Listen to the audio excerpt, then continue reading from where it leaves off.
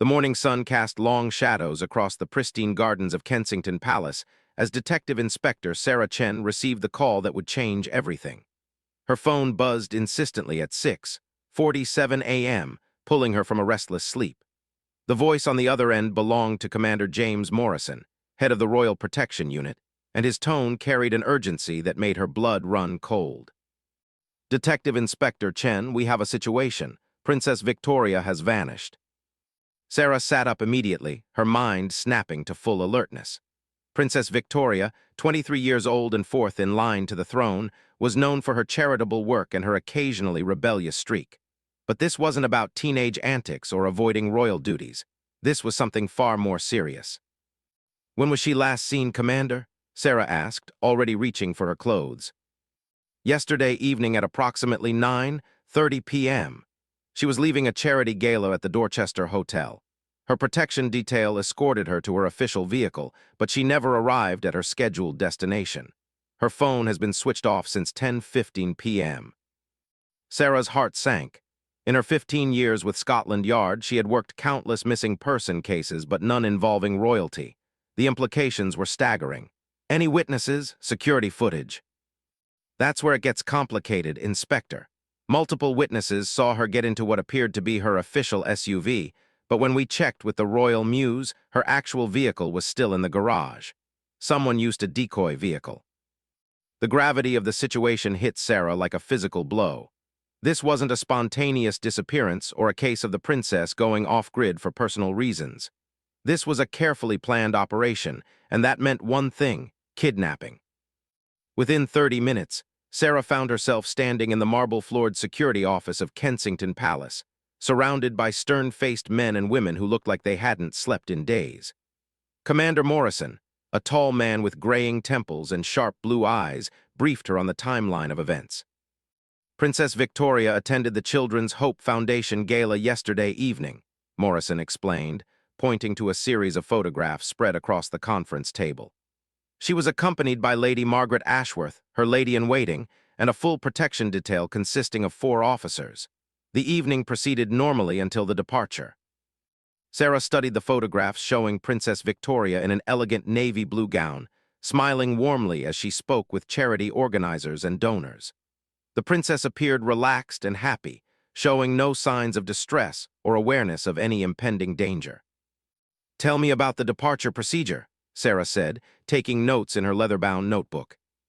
Detective Sergeant Michael Torres, Morrison's second-in-command, stepped forward. He was a compact man with dark hair and intelligent eyes that missed nothing. "Standard protocol, Inspector. The princess's personal protection officer, James Whitfield, secured the route from the hotel to the vehicle. Officer Patricia Collins maintained close proximity to the princess, while Officer David Kumar and Officer Rachel Stone provided perimeter security." "And the vehicle they saw her enter?" "A black Range Rover identical to her official transport," Morrison replied grimly. "Same license plate, same tinted windows, same diplomatic flags. Someone had done their homework." Sarah felt a chill run down her spine. The level of planning and resources required for such an operation suggested this wasn't the work of opportunistic criminals. This was professional, organized, and deeply troubling. Lady Margaret Ashworth entered the security office at that moment, her usually composed demeanor cracked with worry. She was a woman in her 50s with silver-streaked hair pulled back in an elegant chignon, and her hands trembled slightly as she approached the group. "Inspector Chen?" she asked, her voice barely above a whisper. "Commander Morrison said you'll be leading the investigation." "That's correct, Lady Ashworth. I need to ask you about yesterday evening. Did Princess Victoria seem concerned about anything? Did she mention feeling watched or receiving any unusual communications?" Lady Margaret shook her head slowly. "Victoria was in wonderful spirits. She had just announced a new initiative to fund mobile medical units for rural communities. She was excited about the project and spent most of the evening discussing implementation details with potential donors." "Did she mention any plans to deviate from her scheduled return to the palace?" "Absolutely not. She was expecting a video call with her brother Prince Edward at 10 p.m. She never would have missed that without explanation." This detail struck Sarah as significant. Princess Victoria was known to be extremely close to her younger brother, and their weekly video calls were a sacred tradition between them. For her to miss such a call without explanation was completely out of character. Detective Torres pulled up security footage from the hotel's exterior cameras on a large screen mounted on the wall. The timestamp showed 9:32 p.m. as Princess Victoria emerged from the Dorchester Hotel, flanked by her protection officers. She appeared relaxed, even laughing at something Lady Margaret whispered to her. "Watch carefully," Torres said, pointing to the screen. At 9:34 p.m., the Range Rover pulls up to the curb. Officer Whitfield approaches the vehicle to verify the driver's credentials, which appear to check out. The princess enters the vehicle at 9:36 p.m. Sarah watched intently as the elegant figure of Princess Victoria stepped gracefully into the SUV. Nothing seemed amiss. The protection officers followed standard protocol, and even Lady Margaret appeared satisfied with the arrangements. "The problem," Morrison continued, "is that our driver, Thomas Henley, was at that very moment conducting routine maintenance checks on the actual royal vehicle back at the palace garage. We have time-stamped maintenance logs and security footage confirming this. So someone managed to create a perfect replica of the royal vehicle, complete with proper identification and credentials that fooled trained protection officers," Sarah summarized, her mind racing through the implications. "It appears so. The fake driver even knew the proper radio frequencies and check-in procedures. He maintained contact with our communications center for exactly 43 minutes after departure, reporting normal progress toward the palace." Sarah studied the timeline Morrison had prepared, and then, at 10:19 p.m., all communication ceased. When the vehicle failed to arrive at the palace by 10:30 p.m., we initiated standard search protocols. By 11:15 p.m., when we still hadn't located the vehicle or re-established contact, we escalated to emergency status. The room fell silent as the implications sank in. Someone had managed to infiltrate the most secure transportation system in the country, fool highly trained security personnel, and disappear with a member of the royal family without leaving a trace. Officer Patricia Collins, who had been standing quietly near the window, spoke up for the first time. She was a tall woman with short blonde hair and the bearing of someone accustomed to dangerous situations. "Inspector, there's something else you should know. During the past 3 weeks, we've noticed an increase in surveillance activities around locations frequented by Princess Victoria." Sarah's attention sharpened. "What kind of surveillance?"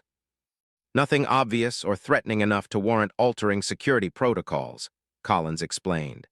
"Photographers with telephoto lenses maintaining longer observation periods than usual. Vehicles that appeared multiple times near her charitable engagements. Individuals who seemed to study her routines rather than simply seeking photos or autographs." "Why wasn't this reported to higher authorities?" Commander Morrison shifted uncomfortably. "Inspector, Princess Victoria receives constant attention from media, royal watchers, and the public. What Officer Collins described falls within normal parameters of public interest. We see dozens of photographers and curious onlookers at every public event." Sarah understood the challenge these officers faced. Distinguishing between legitimate public interest and potential security threats required an almost impossible level of judgment. Too much caution would make the princess a prisoner in her own life, while too little could lead to exactly the situation they now faced. Detective Torres activated another screen showing a map of central London marked with various colored pins. "These represent the surveillance incidents Officer Collins mentioned. When we plot them chronologically, a pattern emerges." Sarah studied the map intently. The pins formed a rough circle around Kensington Palace, with concentrations near the princess's favorite restaurants, her charity office in Mayfair, and the private gym she frequented. Someone had been conducting systematic reconnaissance for weeks. "Have you identified any of these surveillance personnel?" "We're working on it," Collins replied. "Most maintained sufficient distance to avoid clear identification, and many used vehicles with obscured or false license plates. Professional work." Lady Margaret approached the map, her face pale as she recognized the locations. "Inspector, Victoria mentioned feeling like she was being watched about 2 weeks ago. I assumed it was the usual media attention, but now."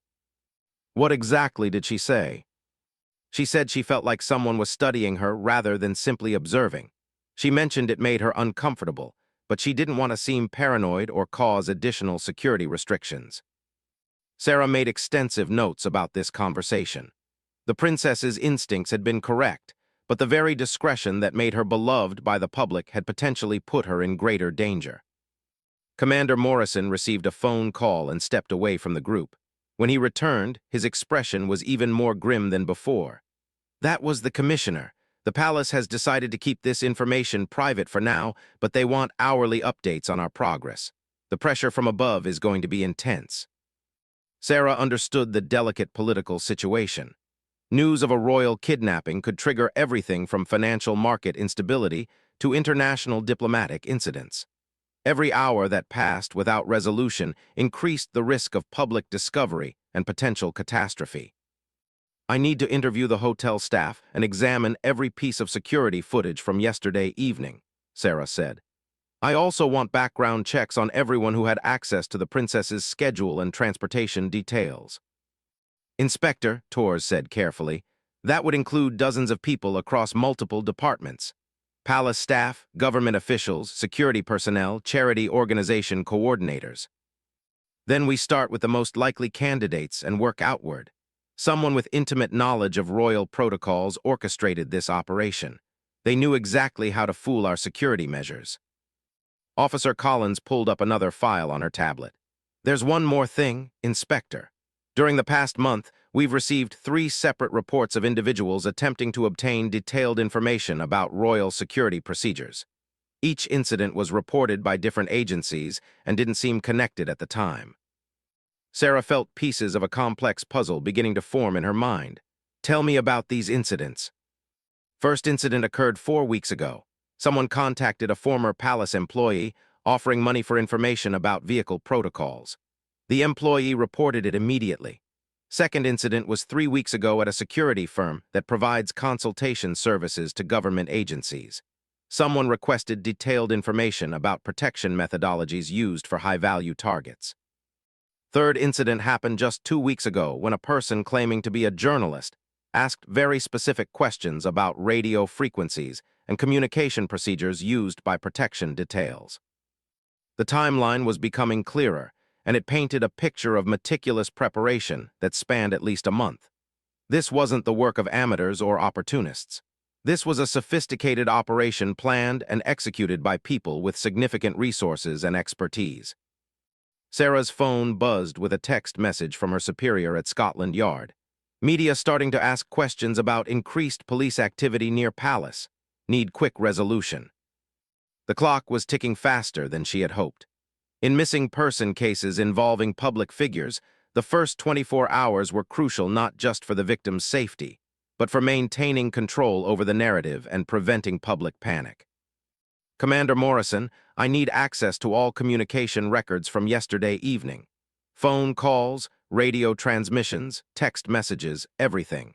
I also need a complete list of everyone who knew about the princess's schedule for yesterday. You'll have it within the hour, Morrison replied. As Sarah prepared to leave the palace to begin examining the crime scene at the Dorchester Hotel, Lady Margaret approached her with obvious reluctance. Inspector Chen, there's something else Victoria mentioned that I didn't think was important until now. Sarah paused, sensing that whatever Lady Margaret was about to reveal could be significant. 3 days ago, Victoria received a bouquet of white roses with a note that simply said, "Soon we'll meet properly." She thought it was from an admirer and didn't keep the note, but she mentioned that something about it felt different from the usual fan mail. Sarah felt her pulse quicken. Different how?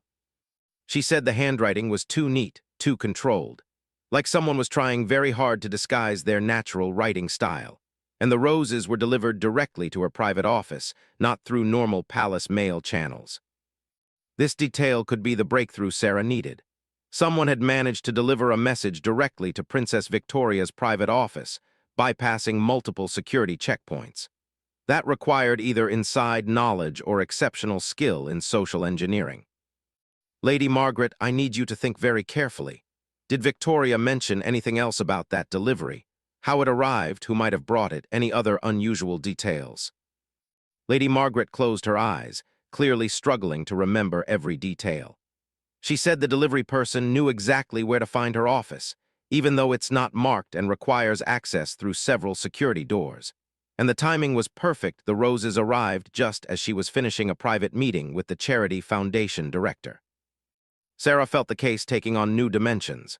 Someone had been watching Princess Victoria so closely that they knew her exact schedule and location at any given moment. They had studied her routines, her preferences, her security procedures, and her personal habits with extraordinary attention to detail. As Sarah left Kensington Palace and headed toward the Dorchester Hotel, her mind raced through possibilities and connections. The investigation was just beginning, but already she could see the outlines of something far more complex and dangerous than a simple kidnapping. Someone had declared war on the royal family, and Princess Victoria was just the opening move in what could be a much larger game. The London traffic moved slowly around her unmarked police vehicle, and Sarah used the time to organize her thoughts and priorities. She had less than 18 hours before the royal family's private crisis would likely become a public catastrophe. Somewhere in this city of 8 million people, Princess Victoria was either fighting for her life or already beyond help. But Sarah had built her reputation on solving impossible cases, and she had no intention of letting this one defeat her. The perpetrators had made one crucial mistake. They had underestimated the determination and skill of the investigators who would come looking for their victim. The hunt for Princess Victoria had begun, and Sarah Chen intended to bring her home. The Dorchester Hotel stood majestically on Park Lane, its limestone facade gleaming in the afternoon sun as Detective Inspector Sarah Chen arrived to examine the crime scene. The hotel manager, Mrs. Elizabeth Hartwell, met her at the VIP entrance with obvious anxiety etched across her usually composed features.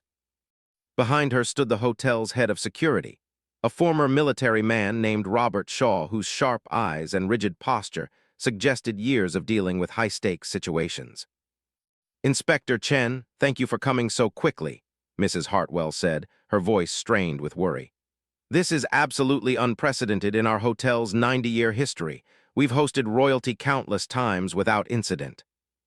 Sarah studied the elegant lobby as they walked, noting the multiple security cameras, the discreet positioning of staff members, and the clear sight lines that would have given anyone monitoring the princess excellent visibility of her movements. "Mrs. Hartwell, I need to see all security footage from yesterday evening, starting from when Princess Victoria arrived until 30 minutes after her departure." Robert Shaw led them to the security office, a surprisingly sophisticated operation hidden behind the hotel's classical elegance. Multiple screens displayed feeds from dozens of cameras positioned throughout the hotel and surrounding streets. "Inspector, we've already reviewed the footage multiple times. Nothing appears unusual until you understand what we know now."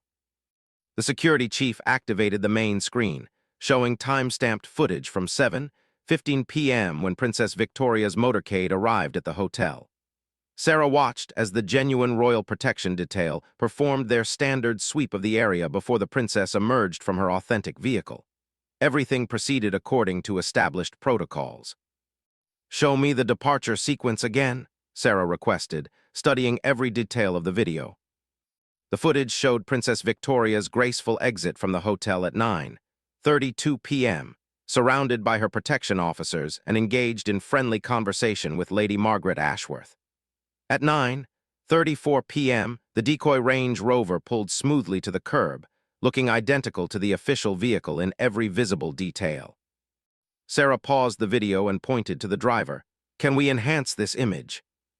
Shaw worked quickly at his console, zooming in on the figure behind the wheel.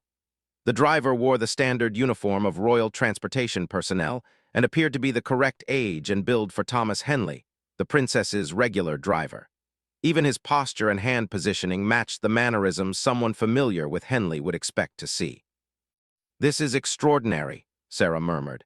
Either they found someone who naturally resembles Henley, or they studied his behavior patterns in extraordinary detail. Mrs. Hartwell leaned closer to the screen. "Inspector, our doormen have worked with royal protection teams dozens of times over the years.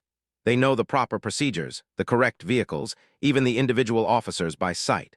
For them to be fooled completely suggests this operation was planned by people with access to very detailed intelligence." Sarah made extensive notes, while Shaw continued enhancing different aspects of the video. The license plate on the decoy vehicle was identical to the authentic royal transport. The diplomatic flags were positioned correctly, and even the subtle modifications that distinguished royal vehicles from commercial models had been perfectly replicated. "Mr. Shaw, do you have street cameras that show where this vehicle came from?" Shaw activated feeds from external cameras positioned along Park Lane. "We can trace the vehicle's approach from approximately 6 blocks away. It appears to have originated from the direction of Hyde Park Corner, but we lose the trail in an area where several streets converge and camera coverage is limited." Sarah studied the street camera footage, noting how the decoy vehicle maintained appropriate speed and followed traffic patterns that would be consistent with an official royal transport. The driver demonstrated knowledge of the route preferences typically used by protection details, and even executed the subtle positioning adjustments that experienced royal drivers employed when approaching high-security pickups. Detective Sergeant Michael Torres arrived at the hotel with a team of forensic specialists and additional investigators. His expression was grim as he joined Sarah in the security office. "Inspector, we've discovered something significant. The maintenance logs at the Royal Garage show that someone accessed detailed information about the princess's vehicle just 4 days ago." Sarah felt her pulse quicken. "What kind of access?" "A person identifying himself as Inspector James Morrison from the Insurance Compliance Department requested detailed specifications and photographs of the royal fleet for annual documentation purposes. He had proper identification and knew enough internal procedures to convince the garage supervisor to provide comprehensive information." The implications hit Sarah immediately. Commander Morrison's identity was compromised. "It appears so. The real Commander Morrison was attending a security conference in Edinburgh that day and has dozens of witnesses to verify his whereabouts. Someone used his credentials and personal information to gain access to highly classified vehicle specifications." Mrs. Hartwell looked confused by this development. "Inspector, are you saying someone impersonated a senior royal protection official?" "That's exactly what happened," Sarah replied. "And they did it well enough to fool people who work with genuine royal security personnel every day." Shaw brought up additional security footage, this time from the hotel's interior cameras. "Inspector, I want you to see something we noticed during our review.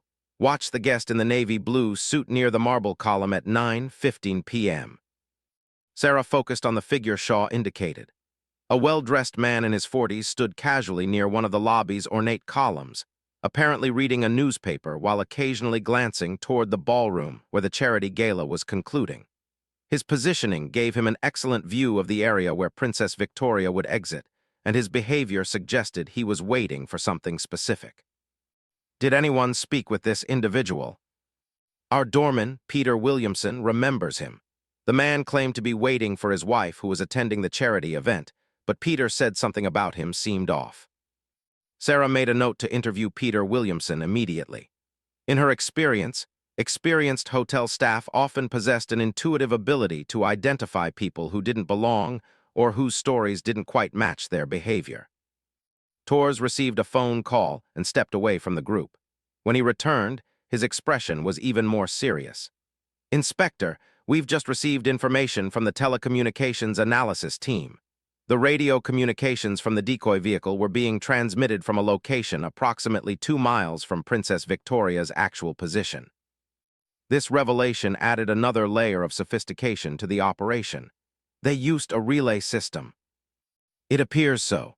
Someone with advanced technical knowledge created a system that allowed the fake driver to appear to be following the correct route, while the actual vehicle was traveling in a completely different direction."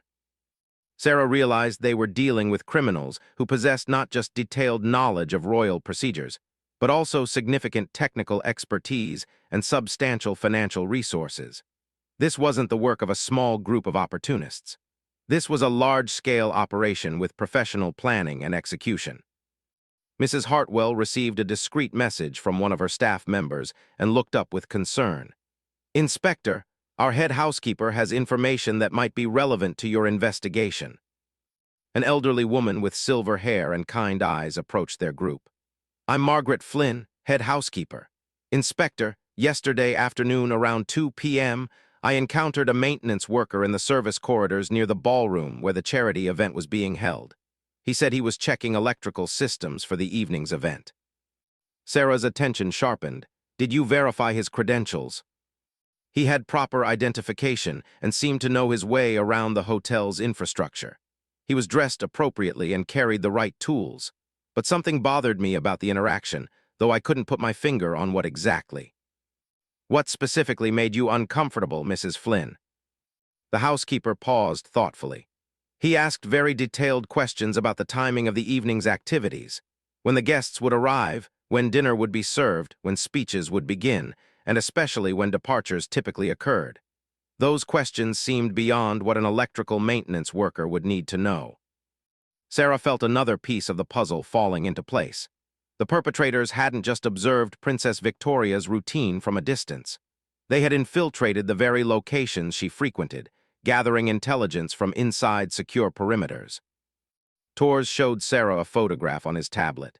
Inspector, this is from the hotel's employee entrance security camera at 1:45 p.m. yesterday. Does this match the person you encountered, Mrs. Flynn? The housekeeper studied the image carefully. Yes, that's him. Average height, brown hair, clean-shaven, probably in his 30s. He was polite and professional, but now that I think about it, he seemed to know more about the hotel's layout than most maintenance workers would. Sarah examined the photograph, noting that the man's face was partially obscured by the angle and his maintenance cap, but enough detail was visible to potentially identify him if they could find other images or witnesses. Shaw pulled up additional footage from the hotel's interior cameras, tracking the fake maintenance workers' movements throughout the afternoon. He spent considerable time in areas that would give him sight lines to observe the ballroom setup and exit routes. He also positioned himself near communication equipment and seemed to photograph several locations with a small device. The scope of the surveillance operation was becoming clearer, and it painted a picture of meticulous preparation that spanned weeks or possibly months. Sarah was beginning to understand that they weren't just dealing with a kidnapping, but with an intelligence operation that rivaled the sophistication of state-level actors. Detective Torres received another update via radio and turned to Sarah with urgent news. Inspector, the forensics team at the palace has made a significant discovery. They found traces of specialized surveillance equipment in Princess Victoria's private office. Sarah felt her blood run cold. What kind of equipment? Microtransmitters designed for audio surveillance. They were hidden in the floral arrangement that was delivered 3 days ago, the white roses that Lady Margaret mentioned. The implications were staggering. Princess Victoria's private conversations had been monitored for 3 days before her disappearance. Her kidnappers had listened to her scheduled discussions, her security briefings, her personal conversations, and her plans for the charity gala. Mrs. Hartwell gasped at this revelation. Inspector, if they were monitoring her conversations, they would have known exactly when she would leave the hotel and what route her security team would plan to take. Shaw was already working at his computer terminal. Inspector, if they had advanced knowledge of her departure time, we might be able to trace their arrival and positioning more precisely. Let me check our street cameras for vehicles that arrived in the area with suspicious timing. Sarah watched as Shaw analyzed camera feeds from the hour before Princess Victoria's departure. 3 vehicles had positioned themselves along the departure route during that time period, including a van that parked across from the hotel at 8:45 p.m., and a sedan that took position near Hyde Park Corner at 9:00 p.m. These vehicles could have been part of a coordinated surveillance network, Sarah observed. They would have provided real-time updates about her departure while also monitoring for any changes to security protocols. Torres showed Sarah additional photographs on his tablet. Inspector, we've identified the van as a rental vehicle that was picked up 4 days ago using false identification. The rental agency has security footage, but the customer used a sophisticated disguise and paid with untraceable cash. The level of planning continued to amaze Sarah. Every aspect of the operation had been carefully considered and executed with professional precision. But criminals this sophisticated often made their mistakes in the complexity of their own plans. Mrs. Flynn approached Sarah with obvious reluctance. Inspector, there's something else about that maintenance worker that I remembered. He had a slight accent that I couldn't quite place. Not obvious, but noticeable to someone like me who's worked with international staff for 30 years. Sarah made a note of this detail. Accent analysis could provide valuable clues about the perpetrator's background and origins. Mrs. Flynn, can you describe the accent more specifically? It sounded Eastern European, possibly Russian or Ukrainian. Very subtle, but definitely there when he said certain words. This information added an international dimension to the case that Sarah had feared might emerge. If foreign actors were involved in Princess Victoria's disappearance, the political implications could be catastrophic. Shaw received an urgent message and looked up with alarm. "Inspector, our external cameras just captured images of a vehicle matching the description of the decoy Range Rover. It was spotted approximately 20 minutes ago in an industrial area near the Thames." Sarah felt her adrenaline spike. "Do we have current location data?" The vehicle was seen at a warehouse complex in Rotherhithe. Metropolitan police units are being dispatched to investigate, but they're maintaining distance pending your instructions. Sarah quickly gathered her materials and prepared to leave the hotel. "Detective Tours, coordinate with the tactical team. I want that warehouse surrounded but not approached until we can assess the situation properly. If Princess Victoria is being held there, any precipitous action could endanger her life." As Sarah prepared to leave the Dorchester Hotel, Mrs. Hartwell approached with a final piece of information. "Inspector, our concierge just remembered something significant. Yesterday morning, a man claiming to be from the Royal Press Office called to confirm details about Princess Victoria's departure procedures. He asked about timing, exit routes, and security protocols." Sarah felt the final pieces of the surveillance puzzle coming together.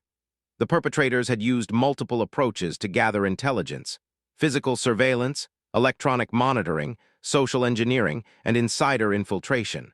They had studied their target with the thoroughness of a professional intelligence service. Tours received a radio update and turned to Sarah with concern. "Inspector, the tactical team reports that the warehouse appears to be empty, but they've found evidence of recent occupation. There are signs that vehicles were stored there, and they've discovered communication equipment and surveillance materials." Sarah realized that the criminals had anticipated being traced to their staging area and had already moved their operation to a new location. But every move left traces, and every trace brought them closer to finding Princess Victoria. As she drove through London traffic toward the warehouse complex, Sarah reflected on the sophistication of the operation they were facing. The perpetrators had demonstrated knowledge of royal protocols, access to advanced surveillance technology, ability to create perfect replicas of official vehicles, and skills in social engineering that had fooled experienced security professionals. But they had also revealed their methods, their timeline, and their level of resources. With each piece of evidence, Sarah was building a profile of the criminals that would eventually lead to their capture. The question was whether they would find Princess Victoria before the perpetrators completed whatever larger objective had motivated this elaborate operation. The warehouse district appeared ahead, and Sarah could see police vehicles positioned discreetly around the perimeter. Somewhere in this maze of industrial buildings and storage facilities, clues waited that would bring them closer to solving the most important case of her career. Sarah's phone buzzed with a message from Commander Morrison. "Media pressure increasing. Royal family requesting hourly updates. Time is critical." The clock continued ticking, and Sarah knew that every moment they spent investigating was a moment Princess Victoria remained in danger. But rushing the investigation could lead to mistakes that would cost the princess her life. Sarah had to maintain the delicate balance between urgency and thoroughness that defined successful criminal investigation. The hunt for Princess Victoria was about to enter its most critical phase, and Sarah Chen was determined to bring her home safely. The warehouse complex in Rotherhithe stretched along the Thames like a forgotten industrial graveyard, its red brick buildings dark against the gray London sky. Detective Inspector Sarah Chen arrived to find the area cordoned off by unmarked police vehicles, their occupants maintaining careful positions while avoiding any obvious show of force that might alert the perpetrators if they were still monitoring the location. Detective Chief Inspector William Ashford met Sarah at the perimeter checkpoint. He was a veteran investigator with silver hair and weathered features that spoke of decades spent pursuing dangerous criminals. His expression was grave, as he briefed her on the tactical team's initial findings. "Inspector Chen, we've confirmed that this warehouse was definitely used as a staging area for the operation.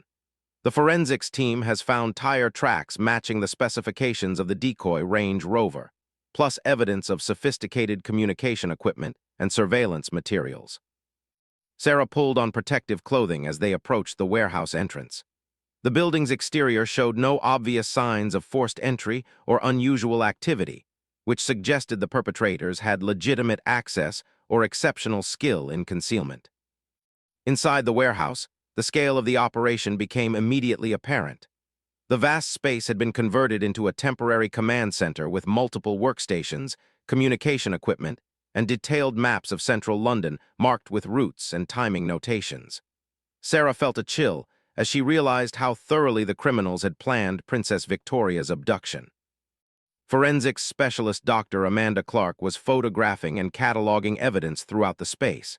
She was a meticulous scientist whose expertise had solved dozens of complex cases, and her preliminary findings painted a disturbing picture of the perpetrator's capabilities. "Inspector, this operation required significant financial resources and technical expertise," Dr. Clark explained, gesturing toward the abandoned equipment. "We're looking at military-grade communication systems, professional surveillance gear, and computer equipment worth hundreds of thousands of pounds." Sarah examined the workstations more closely. Multiple monitors had displayed real-time feeds from cameras positioned around Princess Victoria's regular locations. The level of surveillance was comprehensive and had clearly been ongoing for weeks or possibly months. Detective Sergeant Torres arrived with updates from the telecommunications analysis team. "Inspector, we've traced the communication signals used during the abduction. They were routed through multiple relay points to disguise their origin, but our technical team has identified at least 3 transmission locations across London." Sarah studied the map Torres provided, noting how the transmission points formed a triangular pattern that would have provided redundant communication coverage across the metropolitan area. "Professional tradecraft," she murmured. "These people have intelligence service training or experience." DCI Ashford activated a tablet showing additional evidence photographs. "Inspector, we've also found detailed architectural plans for several buildings associated with the royal family. Kensington Palace, Buckingham Palace, Windsor Castle, and Clarence House. These aren't publicly available documents." The implications sent a chill through Sarah's spine. If the perpetrators had access to classified architectural information, they either had inside sources within government agencies or had conducted sophisticated intelligence gathering operations against multiple royal properties. Dr. Clark approached with an evidence bag containing what appeared to be documents. "Inspector, we found these partially destroyed files in a fireproof container. Most were thoroughly burned, but we managed to recover fragments that might provide valuable intelligence." Sarah examined the charred paper fragments through the transparent evidence bag. Partial words and numbers were visible, including what appeared to be references to dates, times, and code names. The forensics laboratory would need specialized techniques to extract maximum information from these damaged documents. Torres received a radio message and turned to Sarah with urgent news. "Inspector, we've just received a report of suspicious activity at a private airfield in Essex. A witness observed a convoy of black vehicles arriving at Stansted Aviation Services approximately 2 hours ago." Sarah felt her pulse quicken. Private aviation facilities would provide the perfect means for transporting Princess Victoria out of the country, which could transform a domestic kidnapping into an international incident with diplomatic and political ramifications that could destabilize governments. "Detective Torres, coordinate with Essex Police to establish surveillance of that airfield, but maintain distance. If Princess Victoria is being moved through that facility, any premature intervention could trigger her execution." DCI Ashford studied the architectural plans they had discovered. "Inspector, there's something troubling about these documents. They include detailed security information that would only be available to people with extremely high security clearances." Sarah realized they might be dealing with a security breach that went far beyond the immediate kidnapping. If classified information about royal protection had been compromised, The entire system that safeguarded the royal family could be vulnerable to future attacks. Dr. Clark presented another discovery that added to their understanding of the perpetrator's sophistication. Inspector, we found traces of specialized chemicals used in professional disguise techniques, theatrical makeup, prosthetic materials, and hair coloring products that would allow someone to alter their appearance convincingly. This explained how the fake maintenance worker at the Dorchester Hotel and the impersonator who accessed the royal garage had managed to fool experienced personnel. The criminals possessed not just intelligence-gathering skills, but also professional-level capabilities in deception and infiltration. Sarah's phone buzzed with an encrypted message from Commander Morrison. Pressure from Palace reaching critical levels. Prime Minister requesting immediate briefing on investigation progress. Need breakthrough soon. The political pressure was mounting, but Sarah knew that rushing the investigation could lead to fatal mistakes. Princess Victoria's life depended on methodical police work and careful analysis of the evidence they were gathering. Torres approached with a laptop computer that forensics had recovered from one of the workstations. Inspector, our technical team has managed to bypass the encryption on this device. The contents are extraordinary. Sarah watched as Torres activated the laptop, revealing a sophisticated database containing detailed information about Princess Victoria's activities, schedule patterns, security procedures, and personal relationships. The depth of surveillance was shocking and suggested months of comprehensive intelligence gathering. "Look at this," Torres said, pointing to a timeline display on the screen. "They tracked her movements for at least 16 weeks before the abduction. Every public appearance, every private meeting, every charitable engagement." Sarah studied the database in amazement. The perpetrators knew Princess Victoria's preferences, her habits, her friendship patterns, and her security vulnerabilities better than most of her own staff.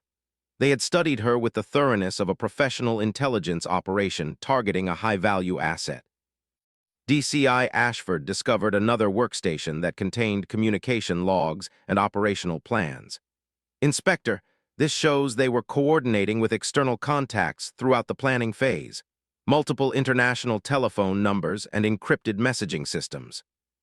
Sarah realized the kidnapping was part of a larger operation with international connections and objectives that extended far beyond simple ransom demands.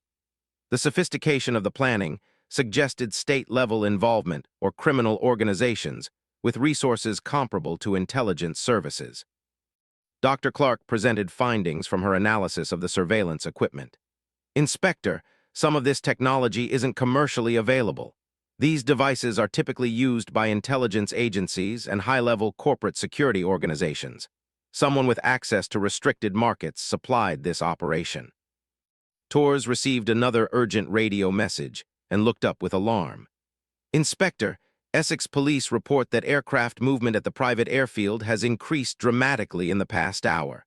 Multiple helicopters and small aircraft have arrived, and ground personnel are preparing for departures." Sarah felt time running out. If Princess Victoria was being transported out of the country, their chances of recovering her safely would diminish dramatically once she crossed international borders.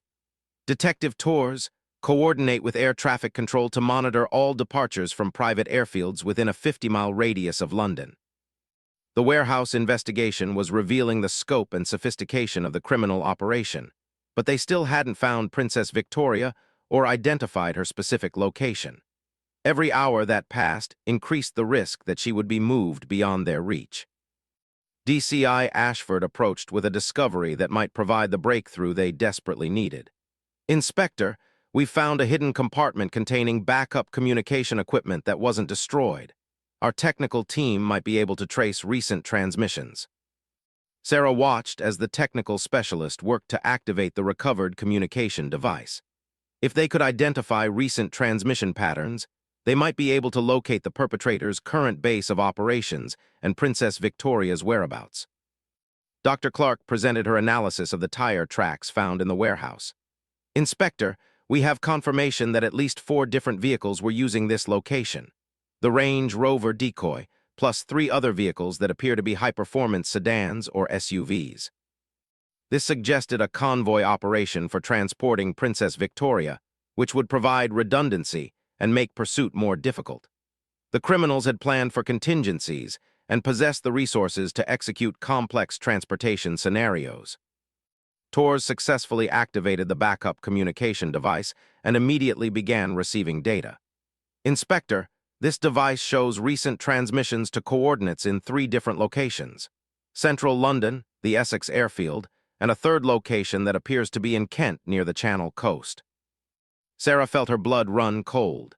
A location near the Channel coast suggested the possibility of maritime transportation, which could move Princess Victoria to continental Europe or beyond. The perpetrators had prepared multiple escape routes and were clearly prepared to leave the country if necessary. The technical specialist working on the laptop database made an important discovery. Inspector, I've found references to something called Operation Royal Standard, with timeline entries extending several weeks into the future. Sarah realized they weren't just dealing with a kidnapping, but with an ongoing operation that had objectives beyond Princess Victoria's immediate abduction. The criminals had long-term plans that could involve additional targets or political objectives. DCI Ashford received an urgent phone call and turned to the group with news that changed everything. Inspector, that was the Anti-Terrorism Command. They've been monitoring international intelligence chatter about possible operations against British targets. There are indications that foreign actors may be involved in this situation. The case was evolving from a criminal investigation into a potential national security crisis. If foreign intelligence services were behind Princess Victoria's disappearance, the implications extended far beyond the royal family to include international relations, diplomatic security, and possible acts of war. Sarah gathered the team leaders for an emergency briefing as evidence continued to accumulate around them. Based on our findings here, we're dealing with a sophisticated operation with international connections, significant resources, and long-term objectives. Princess Victoria's abduction appears to be part of a larger intelligence operation targeting the British government.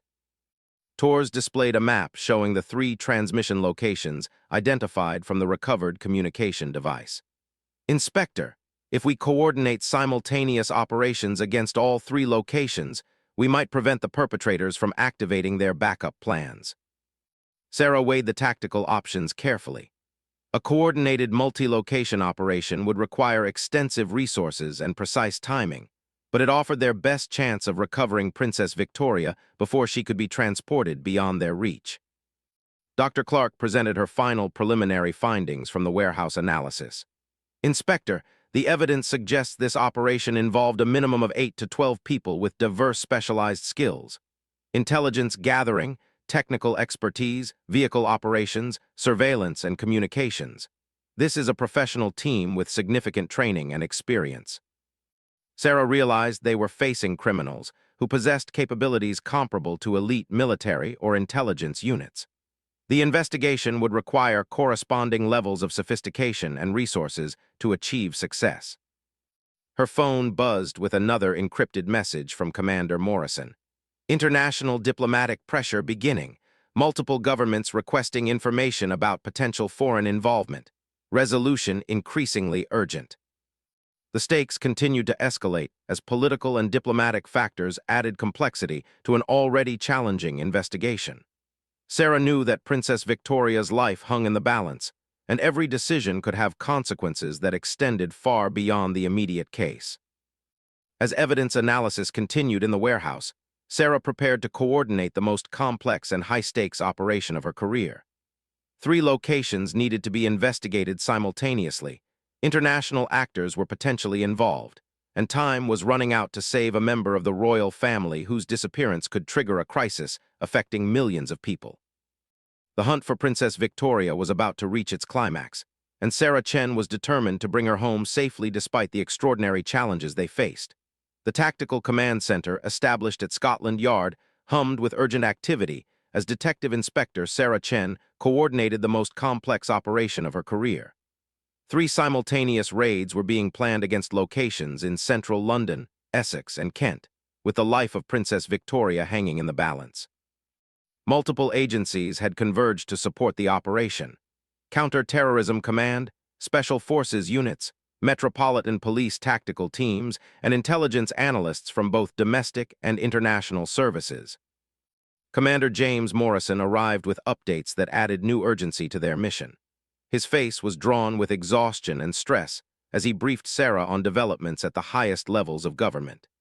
Inspector, we've received intelligence from our European partners suggesting that this operation may be connected to a broader campaign targeting multiple democratic governments. Sarah studied the intelligence reports Morrison provided. Similar surveillance activities had been detected around government officials in France, Germany, and the Netherlands over the past several months. The pattern suggested a coordinated international operation with objectives far beyond Princess Victoria's individual abduction. Detective Chief Inspector William Ashford coordinated communications between the three raid teams from a bank of monitors displaying real-time feeds from surveillance drones and ground units. Inspector Chen, all teams are in position. The central London target appears to be an abandoned office building in Canary Wharf. The Essex location is confirmed as Stansted Aviation Services with unusual aircraft activity. The Kent site is a coastal property near Dover with recent vehicle arrivals. Sarah felt the weight of command as she prepared to authorize operations that could either save Princess Victoria's life or trigger a catastrophe if the perpetrators decided to eliminate their hostage rather than face capture. Every tactical decision required careful consideration of multiple variables and potential consequences. Dr. Amanda Clark approached with critical forensic findings from the warehouse analysis. Inspector, we've made a breakthrough with the partially burned documents. Specialized photography has revealed portions of operational schedules and target lists that include not just Princess Victoria, but other members of the royal family and senior government officials. The implications sent chills through Sarah's spine. They weren't investigating an isolated kidnapping, but uncovering what appeared to be a comprehensive plot against the British government and constitutional monarchy. The scope of the threat was far greater than anyone had initially realized. Detective Sergeant Michael Torres received an encrypted communication from the technical surveillance team monitoring international communications. Inspector, we've intercepted conversations in multiple languages, suggesting that foreign handlers are directing this operation from outside the United Kingdom. The linguistic analysis indicates involvement from at least 3 different countries. Sarah realized they were dealing with what intelligence services termed a hybrid operation, criminal activities directed by state actors to achieve political objectives while maintaining plausible deniability. Princess Victoria's kidnapping could be designed to destabilize the British government or create international incidents that would benefit hostile foreign powers. The first tactical team reported from their position outside the Canary Wharf building. Command, target building shows signs of recent occupation but appears largely empty. Thermal imaging indicates possible presence of 1 or 2 individuals in the basement level. No clear indication of hostage presence. Sarah weighed the tactical options carefully. If Princess Victoria wasn't at this location, a premature assault could alert the other sites and trigger contingency plans that might result in her death. But if she was being held in the basement, any delay could be fatal. Commander Morrison received a direct communication from Downing Street. Inspector, the Prime Minister is requesting immediate action. International pressure is mounting, and there are concerns that delay could result in Princess Victoria being transported beyond our reach. The Essex team reported similar findings from their surveillance of the private airfield. Command, aircraft preparation continues with increased urgency. Multiple helicopters are fueled and ready for immediate departure. Ground personnel are loading supplies that could support extended transport operations. Sarah felt time running out as the perpetrators appeared to be activating their escape plans. If Princess Victoria was transported by air to an unknown international destination, their chances of recovering her alive would diminish dramatically. Dr. Clark presented additional analysis that provided insight into the perpetrators' timeline and objectives. Inspector, the recovered computer files suggest this operation was designed to conclude within 48 hours of Princess Victoria's abduction. We're now approaching the 36-hour mark. Tours coordinated with international intelligence services to monitor possible destination countries where Princess Victoria might be transported. Inspector, our European partners have placed airports and maritime facilities on alert status. However, If the perpetrators use private aviation or maritime transport, tracking becomes exponentially more difficult. The Kent coastal team provided an update that changed Sarah's assessment of the tactical situation. Command, we have confirmed presence of Princess Victoria at the Dover location. Thermal imaging and audio surveillance confirm a hostage situation with multiple armed perpetrators. Sarah felt her pulse spike as confirmation finally arrived. Princess Victoria was alive and had been located, but she was being held by armed criminals who would certainly resist any rescue attempt. The tactical challenges were enormous, but at least they knew where to focus their efforts. All units, we have confirmed hostage location at Dover site. Coordinate for simultaneous operations to prevent communication between perpetrator groups. Essex and London teams maintain positions to intercept any individuals attempting to flee primary location. The Dover tactical team began detailed reconnaissance of the coastal property where Princess Victoria was being held. The location was strategically chosen, isolated enough to avoid casual observation, but with multiple escape routes by land or sea if the perpetrators detected approaching rescue forces. Commander Morrison activated secure communications with the palace to provide updates to the royal family. Inspector, the king has been briefed on Princess Victoria's location and the rescue operation being planned. He's requested that every possible precaution be taken to ensure her safety. Sarah understood the enormous pressure from above, but she also knew that Princess Victoria's survival depended on methodical planning and precise execution. Rushing the operation could result in her death, but excessive caution could allow the perpetrators to escape with their hostage. DCI Ashford coordinated with Special Forces commanders who would lead the actual rescue assault. These were elite soldiers with extensive experience in hostage rescue operations, but even they faced exceptional challenges given the high-profile nature of the hostage and international implications of the mission. Dr. Clark presented her analysis of the perpetrators' psychological profiles based on evidence from the warehouse and communication intercepts. Inspector, these individuals demonstrate professional military or intelligence training.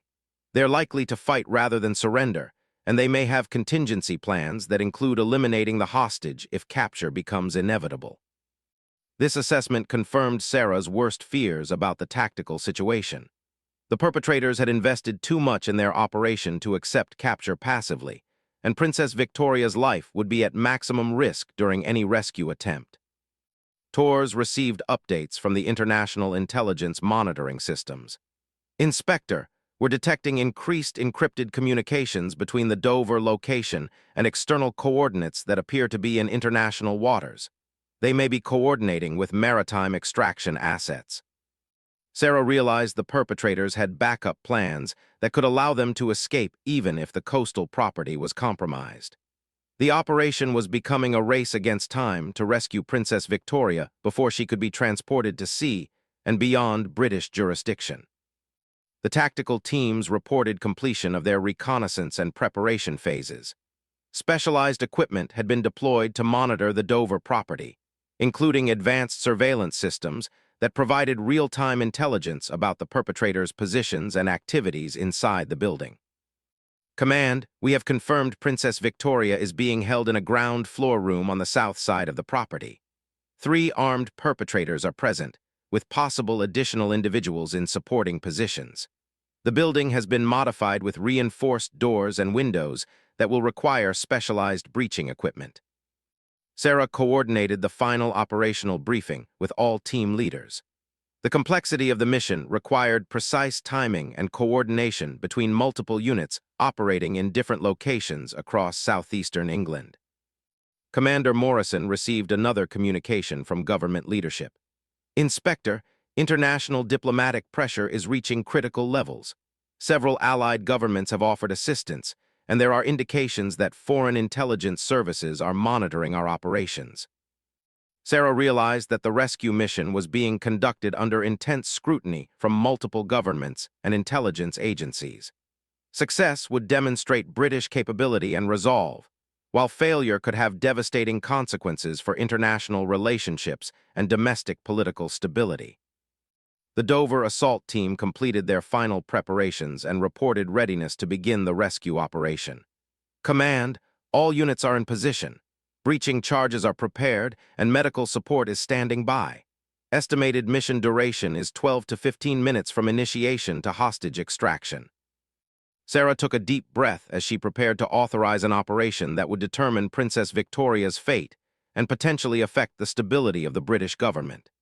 Every decision had been carefully considered, every contingency planned for, but the ultimate success would depend on the skill and courage of the tactical teams preparing to risk their lives for their country's princess.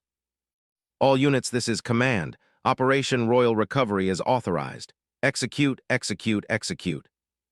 The rescue mission began with coordinated strikes at all three locations. In London, Essex, and Kent, tactical teams moved simultaneously to prevent the perpetrators from communicating warnings or activating contingency plans that could endanger Princess Victoria's life.